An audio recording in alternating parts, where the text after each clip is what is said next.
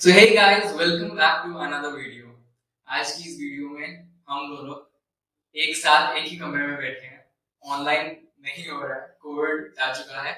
तो चलिए आज हम एक नए टॉपिक पे बात करते हैं, एक जियो पॉलिटिकल टॉपिक के बारे में बात करते हैं लास्ट टाइम की तरह। मेरे साथ यहाँ पे जुड़े हुए हैं देवांश और मैं भी हूँ देवांश। आप सभी को नमस्कार। आइए शुरू करते हैं। तो देवांश, आजकल के जियो पॉलिटिकल सिनेरियो के बारे में आपका क्या कहना है? देवांश, आजकल मैं देख पा रहा हूँ कि आजकल न्यूज आ रही है कि चाइना में शायद से जो शी जिनपिंग है उन्हें हटा दिया गया है। तो चाइना में शायद तख्ता पलट हो चुका है। तो असल में हम आज बातचीत करेंगे कि ये तख्ता पलट वगैरह किसी कंट्री में होता क्यों है। जैसे चाइना है, चाइना को हम आज देखते हैं कि चाइना जो है कितनी पावरफुल कंट्री है और इकोनॉमिकली कितना पावरफुल है। लेकिन हमारे जब ऐसी न्यूज आती है किसी ऐसी कंट्री से जो ऐसी पावरफुल कंट्री है, इकोनॉमी में इतना अच्छा कर रही है, हर जगह इतना अच्छा कर रही है, तो थोड़ा हैरानगी जरूर होती है कि ऐसा क्या होगा किसी कंट्री में। पर तख्ता पलट होने के पीछे बहुत से रीजन होते हैं। उनमें से मैं अगर कुछ रीजन की बात करूँ यहाँ पे, तो ये हो सकता है कि जो उस कंट्री के लोग हैं उस लीडर से परेशान है। उस कंट्री में जो पार्टी है, उस पार्टी में इंटरनल पॉलिटिक्स चल रही है, जिस वजह से ये समझते हैं कि जो ये प्रेसिडेंट है कि ये कुछ ऐसे काम कर रहा है जो कि इस कंट्री के लिए अच्छे नहीं है। जैसे अगर हम चाइना की बात करते हैं, चाइना में जैसे शी जिनपिंग है। अब शी जिनपिंग ऐसे प्रेसिडेंट है जो बहुत ज्यादा अग्रेसिव है। इनकी फॉरेन पॉलिसी काफी सारी कंट्रीज के प्रति बहुत ज्यादा अग्रेसिव है। मतलब अगर हम देखें तो इनके हर एक कंट्री के साथ तो बॉर्डर डिस्प्यूट्स हैं। जैसे इंडिया के साथ में बॉर्डर डिस्प्यूट रखते हैं, या अरुणाचल प्रदेश को क्लेम करते हैं, और जो है अक्साई चीन इन्होंने पहले ही ले लिया था हमसे। तो फिर बाकी हम देखें कि तिब्बत को तो पहले कटाया ही थे इन्होंने, और जापान के साथ में इनके डिस्प्यूट्स हैं आइलैंड्स को। कुछ मुझे आइलैंड्स का नाम याद नहीं आ रहा है इसमें, बट हाँ, इनके जापान के साथ भी डिस्प्यूट्स हैं। रशिया के साथ, रशिया जो इनका भाई जैसा ही है, उसके साथ भी इनके डिस्प्यूट्स हैं।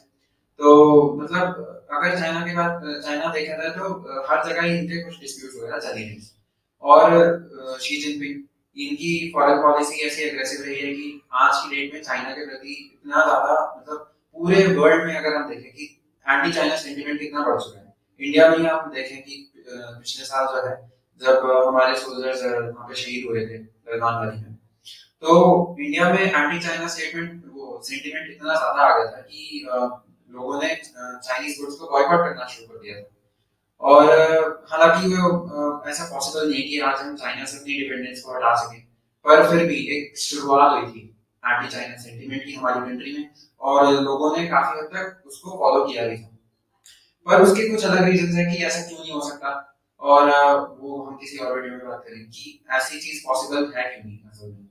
फिर अगर हम देखें चाइना, क्या ये एंटी चाइना सेंटिमेंट का एक बहुत बड़ा रीजन कोविड है। कोविड जो है सभी को ही पता है कि चाइना से ही राइज हुआ, और पूरी दुनिया में कितना ज्यादा तबाही मचाया कोविड ने। मतलब हम ये देखें कि जैसे यूएसए है, यूएसए में कितने लोग मारे गए, यूएसए की इकोनॉमी कितनी धराशायी हो गई। मतलब ट्रम्प को लोगों ने जो है इतना बोलना शुरू कर दिया था कि इसके अंदर जो है यूएसए की इकोनॉमी कहां से कहां हो गई, पर मेन रीजन तो कोविड ही था। उसके बाद जो है यही कि चाइना जो है अथॉरिटेरियन रिजीम है, और इनके अपने लोग इनसे परेशान हैं। इनके अपने लोग परेशान क्यों हैं? मतलब इनके लोगों को फ्रीडम नहीं है अपने आप को एक्सप्रेस करने की। इनकी कंट्री में कोई प्रेस नहीं है जो सरकार पे चेक रख सके कि सरकार असल में कर क्या रही है। और शी जिनपिंग ने अपने आप को प्रेसिडेंट फॉर लाइफ घोषित कर रखा है, तो लोगों के पास वो पावर ही नहीं है कि इनको हटा सकें पावर से, अगर इनकी कोई पॉलिसीज वगैरह इनको अच्छी नहीं होती। और जो है, अब लोग जब ऐसे अपने आप को हेल्पलेस फील करते हैं, तो ऐसी सरकार के खिलाफ जो है ये विरोध होना, और जो है एक एंटी गवर्नमेंट सेंटिमेंट लोगों में राइज होना, मतलब ये होता ही है, ये तो हो गई। और जो है इनकी अपनी पार्टी के लोग भी यही मानते हैं कि जो शी जिनपिंग है, ये इन्होंने चाइना के लिए कुछ चाइना की पॉलिसीज और कंट्रीज की तरफ ऐसी है कि आज की डेट में कोई भी चाइना को सपोर्ट नहीं करता। चाइना आज की डेट में ऑलमोस्ट अकेला है पूरी दुनिया में, और इनकी इकोनॉमी आजकल खबरें आ रही है कि इनकी इकोनॉमी भी आजकल ज्यादा सही हो रही है। ये चाइना ऐसा था कि इस फर्स्ट क्वार्टर में जो चाइना की ग्रोथ थी वो 0.4% थी, और इस फाइनेंशियल ईयर में बोला गया कि शायद चाइना 4% भी ग्रो करता है तो बहुत बड़ी बात हो जाएगी। तो कुछ यही रीजंस थे कि हमारे को खबरें सुनने को मिल रही है, बट ऐसा अभी पक्का नहीं कि सच में तख्ता पलट हुआ है कि नहीं हुआ है, या तो शी जिनपिंग को ऐसा कुछ धमकाया वगैरह होगा कि आपकी जो पॉलिसीज है वो खराब है, और अगर आप इस अपनी पॉलिसीज में चेंज नहीं लाते, अगर आपकी ये जो अथॉरिटेरियन रिजीम है, आपकी जो अग्रेसिव पॉलिसी है, इसमें कुछ चेंज नहीं आता, तो आपके साथ ऐसा कुछ फ्यूचर में हो सकता है, ऐसा कुछ मेरा मानना है कि इस समय चल रहा है। सही बात है देवांश। अगर किसी भी जगह में लोगों को आजादी नहीं होगी अपने विचार रखने की, तो उस जगह में लोगों के अंदर ही अंदर वो बात बढ़ती जाएगी, और जैसे जैसे बात बढ़ती जाएगी वैसे वैसे अगर उनको लेखन के माध्यम से एक क्षमता नहीं दी जाएगी और अपने विचारों को रखने का कोई प्लेटफॉर्म नहीं मिलेगा, अपनी आवाज उनकी नहीं सुनी जाएगी, तो फिर वो ऑब्वियसली बात है वो कन्वर्ट हो जाएगी अपने आप ही वायलेंट वेज में और एक रेवोल्यूशनराइज वाले वे में। जैसा कि हम देखते हैं कि चाइना में कम्युनिज्म है, तो वहाँ पे वन पार्टी सिस्टम है, अथॉरिटेरियन रेजिम है, जिन सब के चलते चाइना में एक कॉमन मैन के पास ये पावर नहीं है कि वो किसी भी तरीके से चाइना की गवर्नमेंट को से रिलेट कर पाए तरीके से। जैसे इंडिया में हम कहते हैं for the government by the people, है ना, तो वो बाय द पीपल वाली जो फीलिंग है वो नहीं है चाइना में, जिसकी वजह से चाइना जो है बहुत ही ज्यादा सेंटर पॉइंटेड है, और वहाँ पे कम्युनिज्म जो है वो ऑब्वियसली बात है फेल कर जाता है, इसलिए उनकी जो इकोनॉमी है वो कम्युनिस्ट है भी नहीं ना सोशलिस्ट है, वो एक तरीके से कैपिटलिस्ट वे की तरफ जा रहे हैं, जिसकी वजह से एक टाइम पे तो उनका खूब ज्यादा राइज हुआ था, बूम हुआ था, लेकिन अब उनका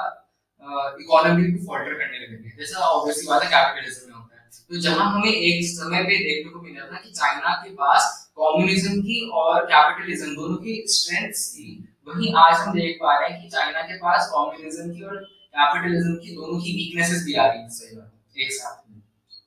तो यही बात है, लेकिन अब चाइना की प्रेजेंट एग्रेसिव स्टेट और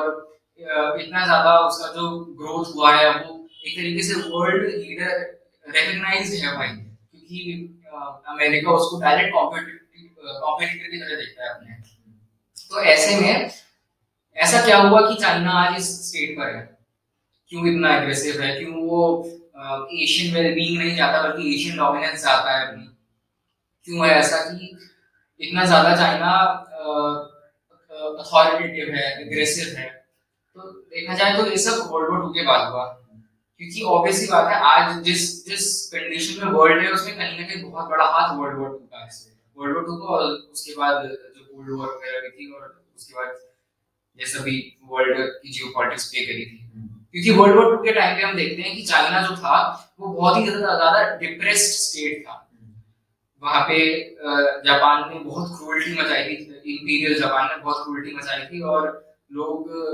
बहुत ही बुरी स्टेट में थे, बहुत ही बुरी हालत में थे। ऐसे में जब उनको एकदम से इंडिपेंडेंस मिली तो उनके अंदर वो जो रेवोल्यूशनरी वाला सेंस था ना, जैसे जो इंडिया में एक तरीके से हम कह सकते हैं सुभाष चंद्र बोस और जो भगत सिंह वाला जो वो था रेवोल्यूशनरी साइड थी, वो वहां पे इंडिपेंडेंस के बाद भी डोमिनेंस में रहे। ऐसे में हम देखते हैं वहां पे माओइस्ट सरकार आई, माओइस्ट रेजिम आया, जिसने कि डेमोक्रेसी को ठुकरा दिया, जिसने कि बोला कि कुछ लोगों के पास ज्यादा पावर होनी चाहिए ताकि वो कुछ लोग पूरे देश के लिए डिसीजन ले सके, जो डिसीजन लेने के लिए इस वक्त ये डिप्रेस्ड स्टेट उस हालत में नहीं है कि वो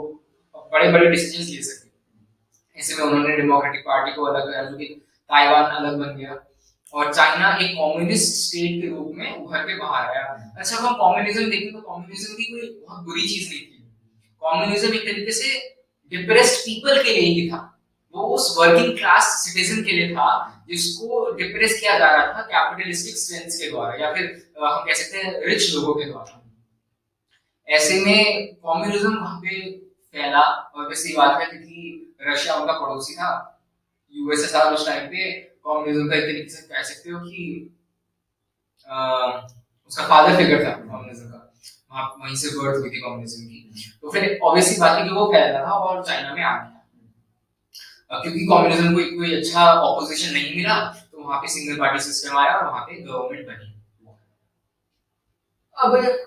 इसी टाइम पे हम देखते हैं कि रशिया भी डिसइंटीग्रेट हो रहा था, तो ऐसे में चाइना ने ऑब्वियसली बात है नोटिस करा कि कम्युनिज्म से सरकार को नहीं चला सकते, डेवलपमेंट तो उनकी हो नहीं सकती। ये बहुत अच्छी बात है कि उन्होंने ये बात रिकॉग्नाइज करी और उन्होंने फिर अपने अपने सिस्टम को चेंज करा और उन्होंने थोड़ा बहुत यूएसए का फ्री ओपन डोर पॉलिसी अपनाई इकोनॉमी में, जिसके बाद की चाइना का ग्रोथ हमें देखने को मिला। धीरे धीरे वो मैंने अच्छा, इसके पीछे एक और रीजन हांगकांग भी है, क्योंकि हांगकांग था यूनाइटेड किंगडम के अंदर और हांगकांग में ओपन डोर पॉलिसी थी, तो एक बहुत ही आयरॉनिकल सिचुएशन थी कि हांगकांग जो कि एक कॉलोनी था ब्रिटिश की, वो ज्यादा डेवलप्ड था रेस्ट ऑफ द चाइना से, और क्योंकि ये आजू बाजू थे दोनों जगह, तो जब चाइना देख रहा था कि हांगकांग कैसे बढ़ रहा है तो उसे एकदम से रियलाइज हुआ कि उनकी इकोनॉमी का जो प्रोसेस है वो गलत है, कम्युनिज्म के थ्रू वो नहीं ला सकते, वो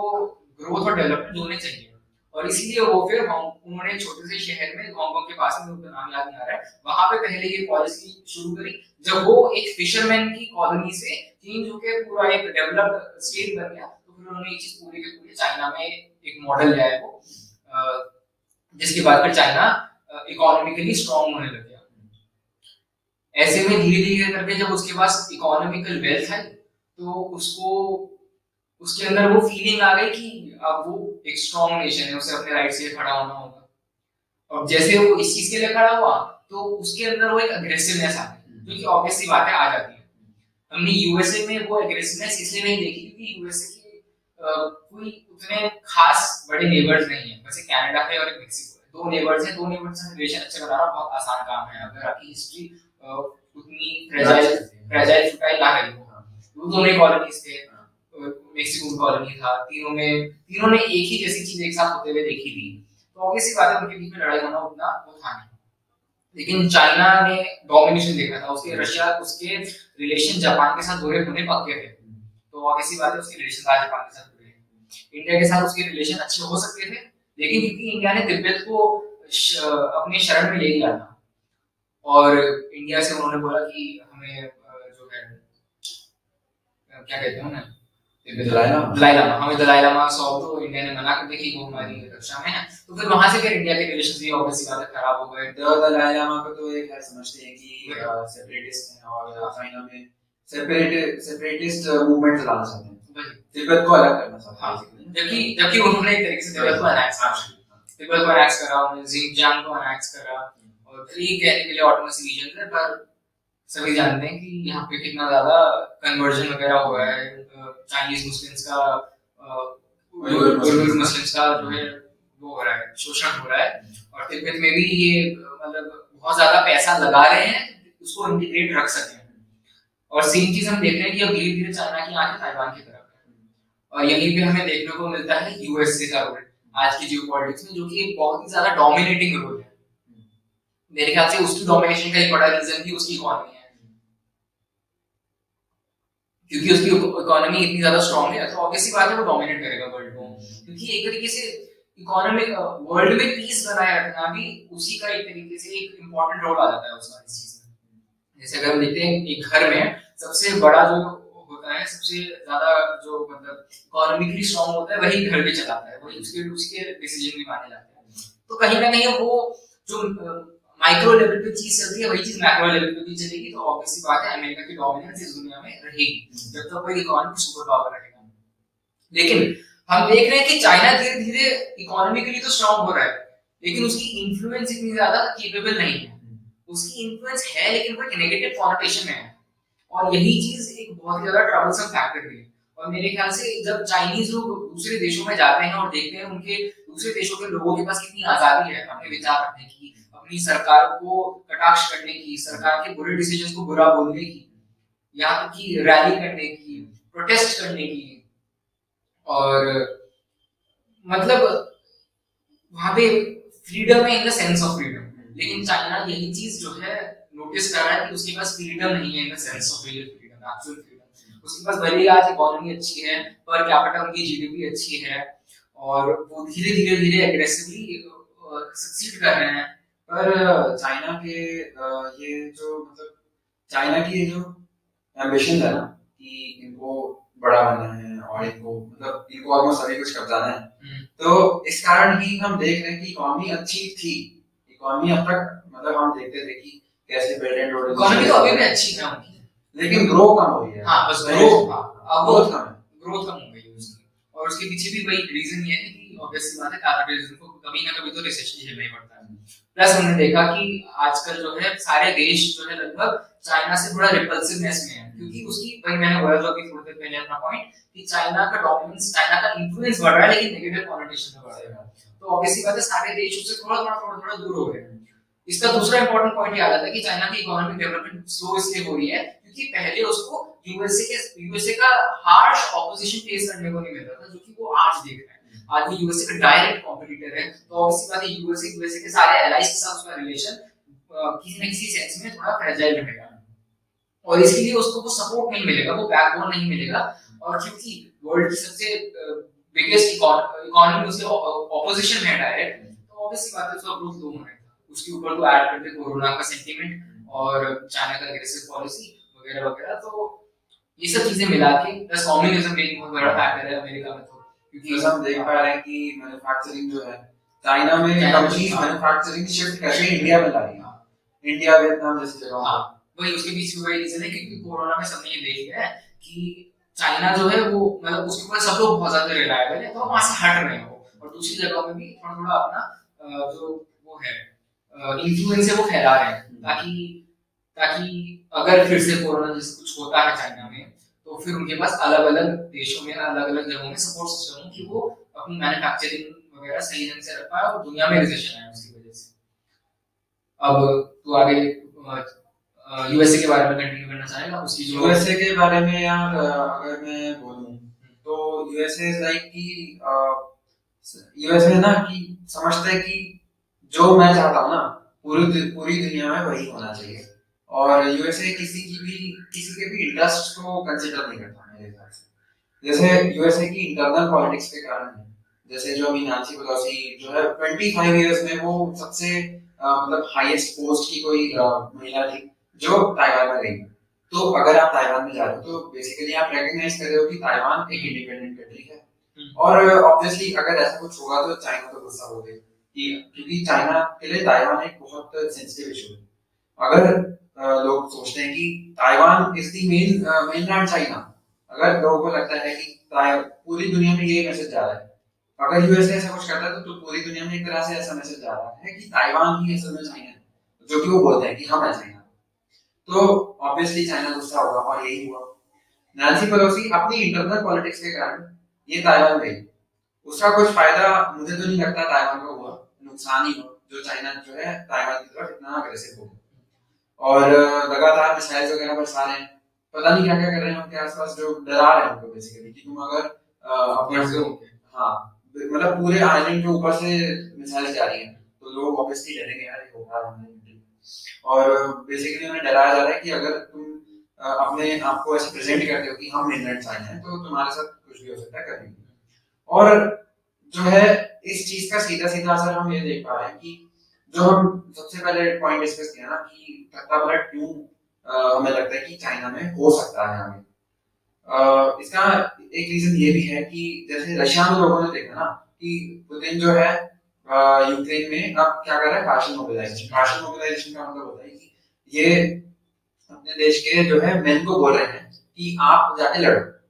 बेसिकली कि आप रेडी रहो, आपको कभी भी लड़ने के लिए बुलाया जा सकता है। बल्कि इनको लेटर्स वगैरह आ गए हैं सरकार की तरफ से कि आपको लड़ने के लिए रेडी रहना है, क्योंकि रशिया में ऐसा सिस्टम है कि हर एक जो आदमी है उसको मिलिट्री ट्रेनिंग देनी पड़ती है at some point of his life.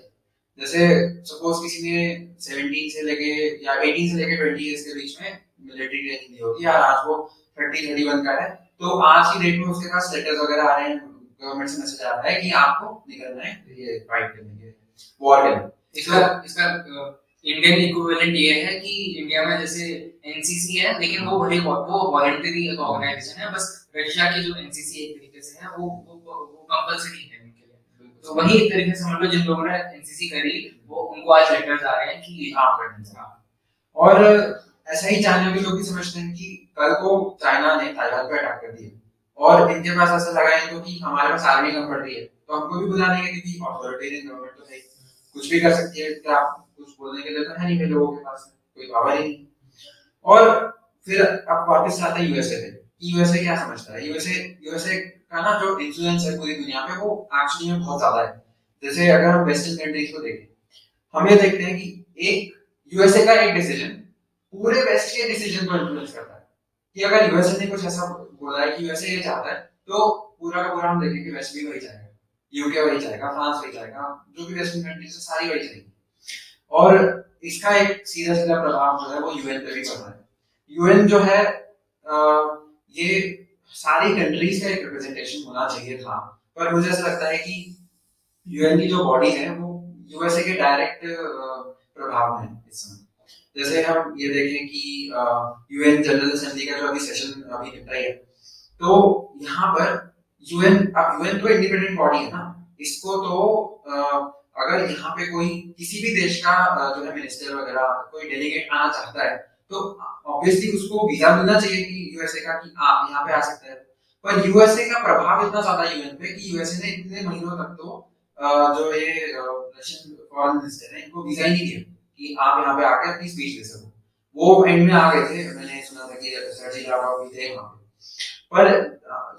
इससे यही पता लगता है कि यूएसए का कितना ज्यादा प्रभाव है ऐसी इंडिपेंडेंट बॉडी पे जो that was supposed to be independent, लेकिन इस समय USA is acting like the big daddy of the world. और तो ये एक्चुअली में अच्छा नहीं है पूरी दुनिया में, क्योंकि यूएसए ऐसा समझता है कि हमारे इंटरेस्ट तो हमारे इंटरेस्ट हैं, पर दूसरी कंट्री के इंटरेस्ट को कोई लेना देना है नहीं।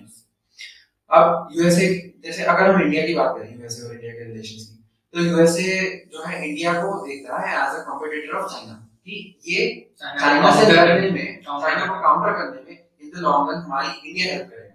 लेकिन दूसरी ओर हम देखते हैं कि यूएसए का पाकिस्तान को आज इस पॉइंट ऑफ टाइम पे अंधाधुंध सपोर्ट है, क्योंकि इंडिया को काउंटर करने के लिए पाकिस्तान, क्योंकि इंडिया का सेंसिटिव इशू क्या है? पाकिस्तान और हाँ कश्मीर। और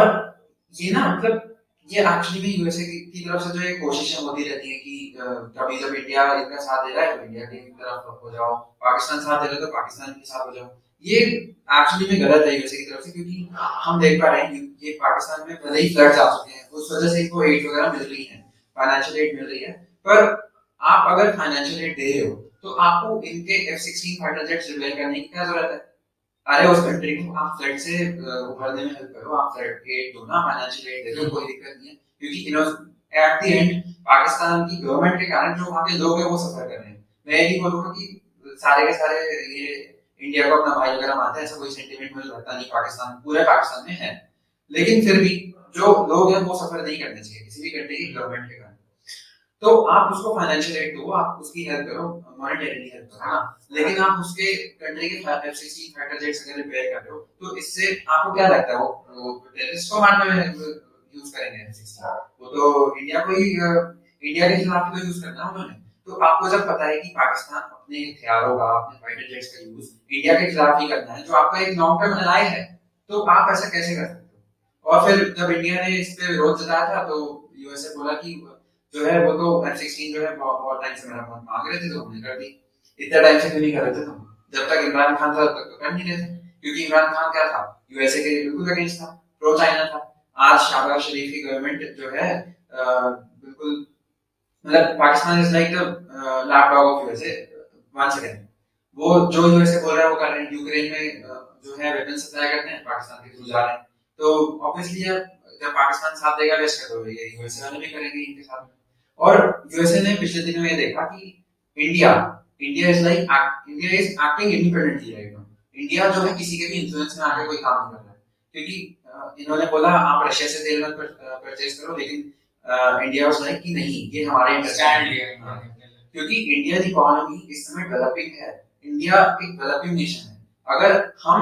जो है इंटरनेशनल प्राइस के हिसाब से हम क्रूड ऑयल के लिए पैसे दे रहे हैं, तो उससे हमारी इकोनॉमी पे बहुत बुरा प्रभाव पड़ेगा। वो हमारी इकोनॉमी को ऊपर पहुंचाने में मदद नहीं करेगा, तो नेगेटिवली इफेक्ट करेगा ना हमारी इकोनॉमी को। तो जिस कंट्री से जो रशिया अगर हमें डिस्काउंटेड प्राइस पे क्रूड ऑयल बेच रहा है, तो हम उससे क्यों नहीं खरीदेंगे? चाहे वो यूएसए के इंटरेस्ट के अगेंस्ट है, लेकिन हम खरीदेंगे क्योंकि we are an independent country. हम यूएसए को के खिलाफ विरोध जरूर जताते हैं कि आप पाकिस्तान के साथ क्यों, बट क्या यूएसए मानता है इस चीज को? नहीं। तो अगर यूएसए को हमारे इंटरेस्ट की परवाह नहीं है तो हम यूएसए के इंटरेस्ट की लॉन्ग टर्म में परवाह क्यों करेंगे? हमें अपनी कंट्री का इंटरेस्ट देखना है ना। और इसी कारण यूएसए चढ़ गया हमसे। मतलब मेरा जहां तक मानना है, यूएसए का जो ये पाकिस्तान प्रो पाकिस्तान वाला ये चल रहा है ना सिनेरियो, तो इसके पीछे one of the reasons might be कि क्योंकि इंडिया ने इनकी बात नहीं मानी। हाँ, तो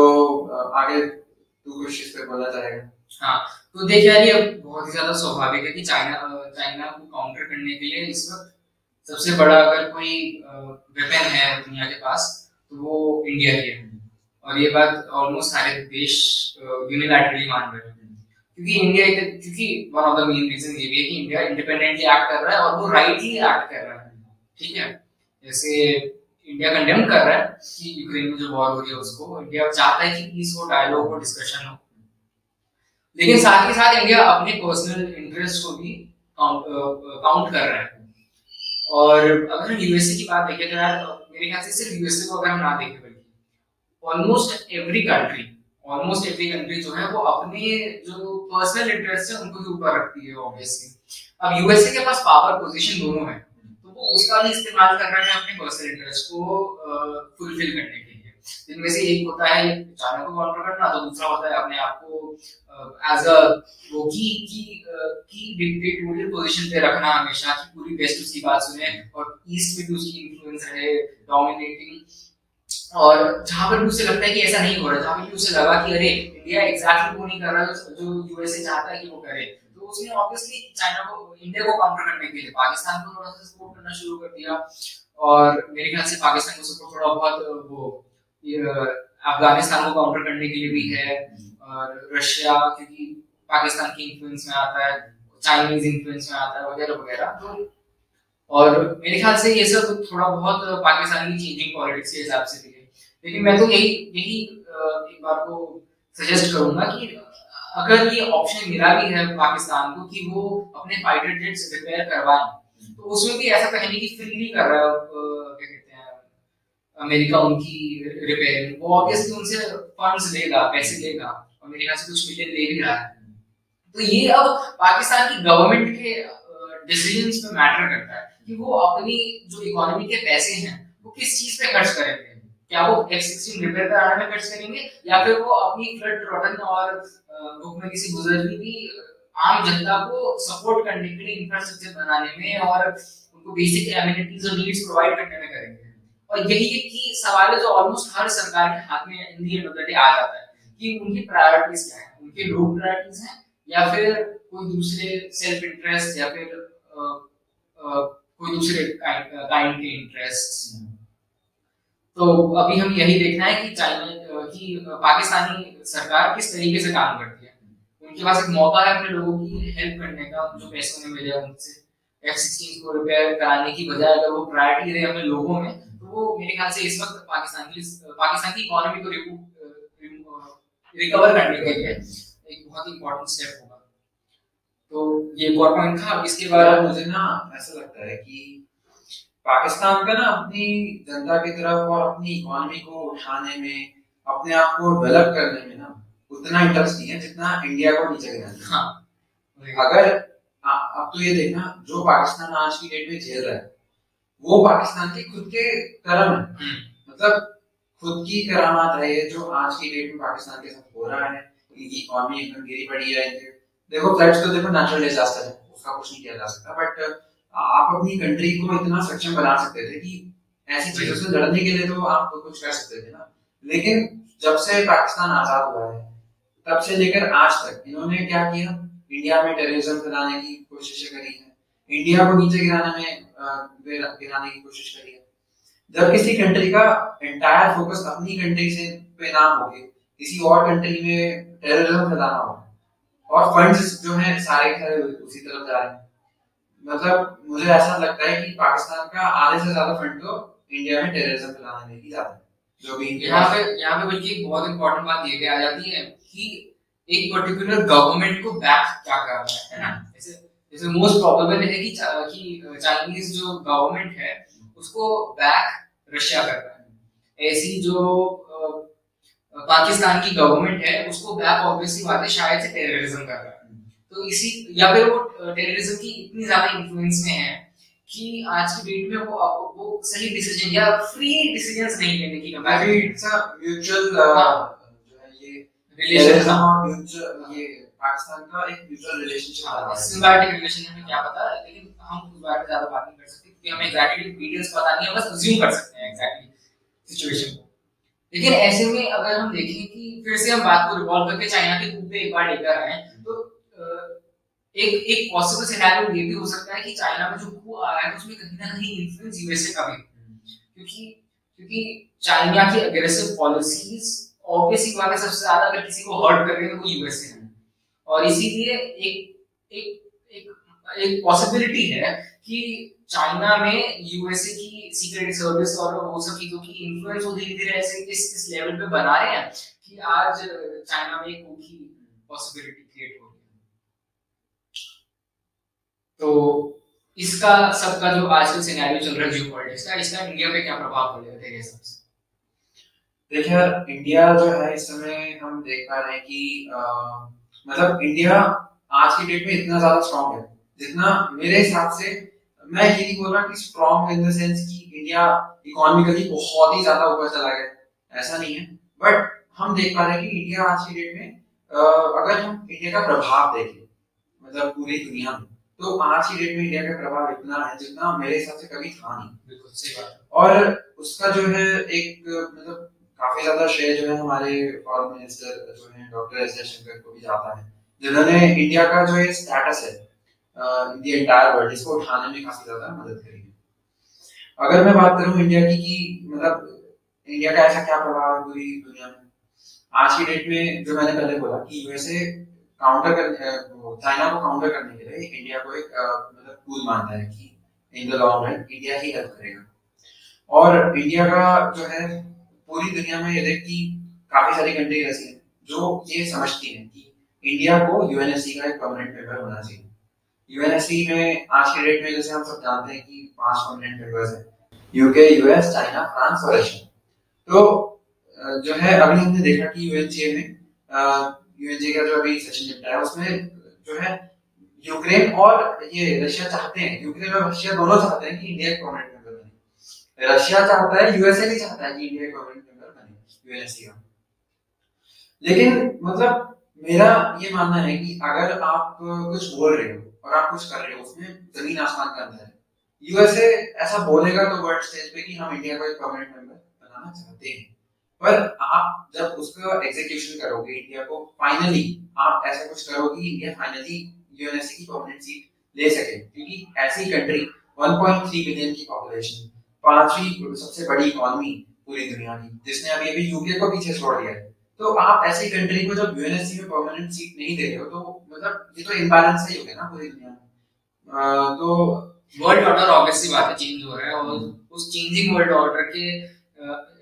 सही मायने में अगर देखा जाए तो यूनाइटेड नेशंस का मॉडल डाइग्रेस कर रहा है अपनी अपनी एक कोर पे। और जब कोई ऑर्गेनाइजेशन अपने आप को इवॉल्व नहीं करती कॉन्स्टेंटली, अगर चेंजेस नहीं लाती है तो इनएविटेबली चेंजेस आते हैं, लेकिन वो फ्रिक्शन के साथ आते हैं और वो करंट मॉडल को डिस्टर्ब करके आते हैं। तो अगर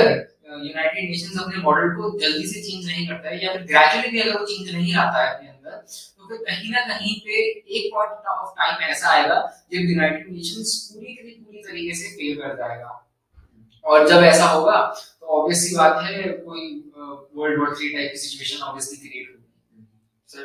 यूनाइटेड नेशंस में तेरा क्या मानना है? यार यूनाइटेड नेशंस जो है, जैसा मैं पहले भी बोल चुका हूँ कि यूनाइटेड नेशंस आज की डेट में जो है बिल्कुल इनकेपेबल है। हम रशिया यूक्रेन का एग्जांपल देख सकते हैं, इसने बल्कि रशिया यूक्रेन उससे पहले इजराइल पैलेस्टीन अमेरिका की इतनी सारी वॉर, जितने भी कॉन्फ्लिक्ट्स पूरी दुनिया में मतलब अराइज होते हैं उसमें यूएन का मुझे कोई रोल दिखता नहीं कि यूएन में चाहे कोई रेजोल्यूशन भी पास हो जाए कि इन कंट्रीज को रोकना चाहिए एक दूसरे पर अटैक करना, लेकिन वो कंट्री रुकती नहीं है क्योंकि यूएन की बात आज की डेट में कोई भी कंट्री सीरियसली नहीं ले रहा है। और यूएन की बात क्यों सीरियसली नहीं ली जा रही है, जैसे यूएन की ही बॉडी डब्ल्यूएचओ ने जो है कोविड जब आया तो मतलब एक मजाक की तरह लिया उसको, पूरी दुनिया को सही समय पे डब्ल्यूएचओ ने इन्फॉर्म ही नहीं किया कि कोविड कितना ज्यादा खतरनाक है, कैसे फैल सकता है। मतलब जो यूएन ये डब्ल्यूएचओ के चीफ थे, इन्होंने तो यहाँ तक भी बोल दिया था कि कोविड से कोई डरने की जरूरत नहीं है, कोई ऐसा कुछ हार्मफुल नहीं है, जो शुरू में बिल्कुल जैसे बोला था। तो यूएन की ऐसी बॉडी जब ऐसा कुछ करेगी, और फिर मैं पहले भी जैसे बोला था कि ये यूएसए का प्रभाव यूएन पे इतना ज्यादा है कि यूएसए, ये यूएन है ना, यूएन ऐसा लगता है कि कुछ कंट्रीज के इशारों पे नाच रहा है इस समय। और वो भी इस वजह से है क्योंकि हर एक कंट्री ऑब्वियसली बात है अपना इन्फ्लुएंस यूनाइटेड नेशंस के अंदर ज्यादा से ज्यादा करना चाहते हैं। ऐसे में प्रॉब्लम ये आ रही है कि यूनाइटेड नेशंस एक सभी कंट्रियों का कॉमन इंजन होने के बजाय हर एक कंट्री का पर्सनल इंस्टिगेटर बनता जा रहा है। मतलब हर एक कंट्री चाहती है कि उसकी इन्फ्लुएंस सबसे ज्यादा हो ताकि उसके पर्सनल इंटरेस्ट को बढ़ावा मिल सके, लेकिन कोई कंबाइंड ग्रोथ के बारे में इस वक्त नहीं सोच रहा है। चाइना अपनी इन्फ्लुएंस बढ़ा रहा है, चाइना की इन्फ्लुएंस थी वर्ल्ड हेल्थ ऑर्गेनाइजेशन, जिसकी वजह से वर्ल्ड हेल्थ ऑर्गेनाइजेशन ने कोविड को सीरियसली नहीं लिया स्टार्टिंग में। अमेरिका की इन्फ्लुएंस है ज्यादा, इसीलिए अमेरिका के खिलाफ कोई बात अभी की ही नहीं जाती यूनाइटेड नेशंस में। रशिया का इन्फ्लुएंस है, इसीलिए वो रशिया यूक्रेन वॉर में यूनाइटेड नेशंस कुछ भी नहीं कर पा रही है। और ये जो परमानेंट मेंबर्स वाला सिनेरियो है यूनाइटेड नेशंस के अंदर, ये भी एक बहुत ही ज्यादा इंपीरियलिस्टिक मॉडल है तरीके से अगर हम देखें तो, क्योंकि आपने सिर्फ 5 कंट्रीज को ये पावर दे रखी है कि उनके पास वीटो जैसा स्ट्रॉन्ग वेपन है अपने आप में, यानी वो किसी भी डिस्कशन जो टेबल पे रखा है उस डिस्कशन को उठा के कह सकती है कि नहीं, इस डिस्कशन पे बात ही नहीं होगी। तो ऐसी पावर जब आप किसी कंट्री को दे देते हो, किसी भी कंट्री को दे देते हो, तो ऑब्वियसली बात है उस पावर का एक्सप्लॉइटेशन होना एक बहुत ही बड़ी प्रोबेबिलिटी है। और यही प्रोबेबिलिटी आप किसी भी 5, 6, 7, 8 किसी भी देश को कितनी भी आप इक्वल रिप्रेजेंटेशन कर लो दुनिया की, कभी भी आप नहीं दे सकते हो किसी भी हैंडफुल ऑफ कंट्रीज को ये पावर कि वो वीडियो जैसी पावर अपने हाथ में ले सके कि वो किसी भी डिस्कशन को होने से पहले ही उसको होने से रोक सके। और इसलिए मैं मानता हूँ कि ये परमानेंट 5 वाला जो सिस्टम है, इसी को एक तरीके से हटा देना चाहिए और इसके बजाय एक डेमोक्रेटिक सिस्टम लाना चाहिए जहाँ पे हर एक कंट्री को इलेक्शन टाइप ऑफ किसी चीज में कंटेस्ट करना चाहिए और सारी 195 और 96 जितनी भी कंट्रीज है पूरी दुनिया में यूनाइटेड नेशंस की पार्ट, उन सभी कंट्रीज को वोट करना चाहिए कंट्रीज के लिए। क्योंकि इससे क्या होगा ना कि हर देश की एक इमेज की इंपॉर्टेंस बहुत मायने रखेगी कि अब अगर यूनाइटेड नेशंस को वोट करना है, यूनाइटेड स्टेट्स को वोट करेंगे वो, तो फिर यूनाइटेड स्टेट्स को भी प्रूव करना पड़ेगा कि वो एक वर्दी नेशन है, वो पावर रखने के लिए अपने हाथ में एक वर्ल्ड को लीड करने के लिए। और इसी तरीके से फिर इंडिया जैसी कंट्री, रशिया जैसी कंट्री, जापान या फिर सिंगापुर, छोटी कंट्रीज को रिप्रेजेंट कर पाएंगे। हाँ, ऐसे कोई भी कंट्री के पास ऑप्शन आएगा कि वो अपने आप को रिप्रेजेंट कर सकते हैं। और जब ये रिप्रेजेंटेशन वाली पावर आएगी ना, तो उसी के साथ अकाउंटेबिलिटी भी आएगी। और accountability is the biggest thing है, क्योंकि अकाउंटेबिलिटी जब तक नहीं है ना किसी कंट्री के एक्शंस को लेके ग्लोबल फोरम पे, तब तक वो कंट्रीज अपने एक्शंस ग्लोबल इंटरेस्ट को लेने की बजाय वो पर्सनल इंटरेस्ट में लेगी और इंप्रूव ऑब्वियसली बात नहीं करेगी। जैसे हम चाइना को देख रहे हैं कितना एग्रेसिव है, क्योंकि उसको परवाह नहीं है दुनिया उसके बारे में क्या सोच रही है ना, तो पावर है चाइना। हाँ, और अमेरिका भी वो खुलेआम जो उसका मन करता है वो कर रहा है, क्योंकि ऑब्वियसली बात है उसको कोई कंडेम नहीं कर सकता, वो अकाउंटेबिलिटी होल्ड नहीं करता है और पावर उसकी बात इंटेग्रेट है। यही जो मिस बैलेंस है पावर का और अकाउंटेबिलिटी का, यही चीज स्क्रेप आउट होनी चाहिए और हर एक देश को अकाउंटेबल होना चाहिए ग्लोबल एक्शंस के लिए। और जब ये चीज हो जाएगी तो उसके बाद ही फिर जब मान लो आप 1 या 2 साल के लिए किसी पर्टिकुलर पीरियड ऑफ टाइम के लिए ही सिक्योरिटी काउंसिल में किसी को जगह दो, मतलब परमानेंट 5 हटा ही दो और सिक्योरिटी काउंसिल में जो भी मेंबर्स हैं वो रिप्रेजेंटेशन के माध्यम से आए, डेमोक्रेटिक वे से आए। एक इंपीरियलिस्टिक वे से सिर्फ 5 या 6 या 7 लोगों कंट्रीज को आप फॉरएवर पावर नहीं दे सकते हो कि वो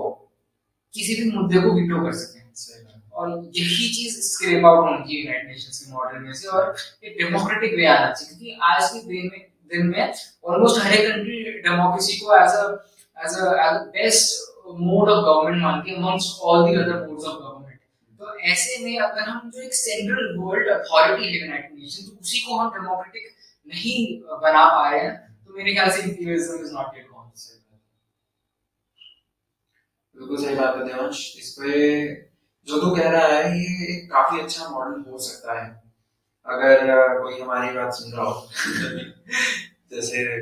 तो बात ये है कि यार सपोज ईरान जैसा नेशन है, हाँ, यूएसए के और ईरान के रिलेशंस आज की डेट में इसलिए खराब है क्योंकि यूएसए ने सैंक्शंस लगा लगा के ईरान को बर्बाद कर रखा है ताकि ये न्यूक्लियर बॉम्ब बना ही ना पाए। बट अगर ईरान जैसी कंट्री के पास ऐसी कुछ पावर आती है कि कि उसका जो इलेक्ट होकर ऊपर आना है, नहीं इलेक्ट होकर ही नहीं आना बल्कि उसके वोट के पास भी एक पावर हुई ना कि वो इन्फ्लुएंस कर सके कि कौन असल में परमानेंट मेंबर है यूनाइटेड नेशंस। परमानेंट मेंबर तो नहीं कहूंगा पर कौन रिप्रेजेंटेटिव है सिक्योरिटी काउंसिल में वर्ल्ड का। तो अगर छोटे-छोटे देशों के पास ये पावर आ जाएगी कि उनकी वॉइस का असल में मैटर कर रही है, वो जिस देश को चूज कर रहे हैं वो एंड में जाके रिप्रेजेंट कर रहे हैं, तो ऑब्वियसली बात है जो देश सेलेक्ट हो रहा है उनको रिप्रेजेंट करने के लिए, या अगर वो खुद भी कोई छोटा सा देश अगर खुद भी उस पोजीशन पे पहुंच रहा है कि देश बाकी के देशों से वोट कर रहे हैं कि वो रिप्रेजेंट करे उन्हें, तो वो फिर ढंग से रिप्रेजेंट करेगा। क्यों करेगा? क्योंकि ऑब्वियसली बात है वो परमानेंटली इंडेफिनिटली नहीं बना है परमानेंट मेंबर, वो कुछ समय के लिए बना, उसके कुछ समय के लिए उसके पास वो पावर है और उस पावर को बिल्कुल ढंग से प्रोडक्टिवली यूज करेगा। और ऐसे में ही वर्ल्ड जो मैटर्स है, जो इंपॉर्टेंट मैटर्स है वर्ल्ड के, वो रिप्रेजेंट हो पाएंगे, वो डिस्कस हो पाएंगे, और जो डोमिनेशन है, अग्रेसिवनेस है, पर्सनल इंटरेस्ट है, सेल्फिशनेस है कंट्रीज की, वो खत्म हो जाएगी। क्योंकि हर देश ऑब्वियसली बात है इंडियन अकाउंटेबिलिटी होल्ड करेगा अपने एक्शंस के लिए। जब वो अकाउंटेबिलिटी होल्ड करेगा और बाकी देशों के पास ये पावर होगी कि वो कर सकते हैं सिस्टम को, तभी सिस्टम सही ढंग से काम करेगा। बिल्कुल सही। जो तेरा ये सुझाव है कि ऐसा कुछ होना चाहिए, मैं पहले जैसे बोल रहा था कि सारी की सारी छोटी कंट्रीज, जो भी ऐसी कंट्री है जिसको दुनिया ऐसा कुछ मानती है कि ये वर्ल्ड पीस के लिए खराब है, तो ऐसे में उस कंट्री के पास भी एक जो है एक उसके मन में भी डर या फिर एक चिंता बैठेगी कि अगर मैं ऐसा कुछ करता हूँ तो आगे मेरे को अपने आप को रिप्रेजेंट करने का मौका नहीं मिलेगा और ना ही मैं इलेक्ट होकर ऊपर आ सकता हूँ। जैसे एग्जांपल मैं ईरान का फिर से देता हूँ। ईरान नहीं बल्कि जैसे चाइना है, चाइना एग्रेसिव पॉलिसी नहीं करेगा, रशिया वॉर नहीं करता, अमेरिका वियतनाम पे वॉर नहीं करता, वो इतनी डोमिनेंस नहीं दिखाता बाकी जगहों में, ठीक है। मतलब ऑलमोस्ट अफगानिस्तान में वो कू नहीं होता, ढंग से आते वो अगर आते रिप्रेजेंटेशन ढंग से होता, और ये इजराइल के खिलाफ वॉर नहीं होती, पैलेस्टाइन वॉर नहीं होती, पैलेस्टाइन इजराइल दोनों सही से रहते। तो यही सब चीजें हैं यार इंडियन ऑफ द डे। बिल्कुल सही बात है। और लेकिन वही है कि ऐसा कुछ होना काफी टफ है। In the end of the day, United Nations is a failing body and will stay a failing body unless a particular definite and a strong change occurs inside of it. वही है ना कि यार ऐसा कुछ मैं कह रहा हूँ कि होना टफ क्यों है, क्योंकि जो कंट्रीज है इस समय जो कोऑर्डिनेट फाइट है, वो ऐसा कभी होने देंगे ही नहीं, क्योंकि ये उनके पर्सनल इंटरेस्ट को बेनिफिट नहीं करेगा। मेरे हिसाब से यही होना चाहिए कि जो इस